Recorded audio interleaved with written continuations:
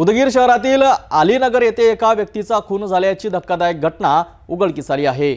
आरोपीने मृतदेह निर्जन स्थळी फेकून दिला होता। या घटनेची माहिती मिळताच पोलिसांनी तातडीने तपास सुरू करत अवघ्या काही तासात 2 आरोपींना ताब्यात घेतले आहेत। पाहूया सविस्तर रिपोर्ट।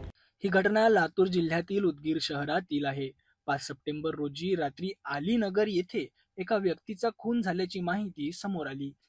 या घटनेतील आरोपींनी पुरावा नष्ट करण्याच्या उद्देशाने मृतदेह नेत्रगाव रोडवर फेकून दिला। 6 सप्टेंबर रोजी सकाळी 8 वाजता 112 या पोलीस हेल्पलाईनवर एक कॉल आला, ज्यात नेत्रगाव रोडवर एक मृतदेह पडलेला असल्याची माहिती देण्यात आली।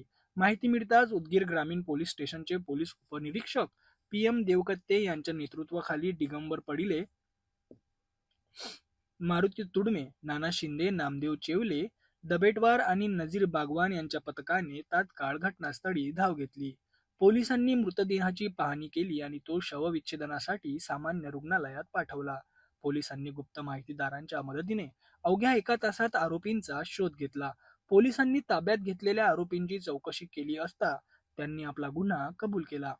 आरोपींनी सांगितले की मारहाणीत पिंटू कोंडीराम गायकवाड वय 50 राहणार डोंगरगाव यांचा मृत्यू झाला। त्यानंतर पुरावा लपवण्यासाठी त्यांनी मृतदेह नेत्रगाव रोडवर नेऊन टाकला। पोलिसांनी या प्रकरणी अंबादास प्रकाश बिरादार वय 30 आणि सुनीता मधुकर पोरके या दोघांना बेड्या ठोकल्या आहेत। सध्या गुन्हा नोंदवण्याची प्रक्रिया सुरू असून पोलीस या प्रकरणाचा पुढील तपास करत आहेत। तर अशी ही उदगीरमधील धक्कादायक घटना होती, जिथे पोलिसांनी वेगाने कारवाई करून आरोपींना जेरबंद केले आहेत। या घटनेने परिसरात भीतीचे वातावरण निर्माण झाले असले तरी पोलिसांच्या तत्परतेमुळे नागरिकांना दिलासा मिळाला आहे।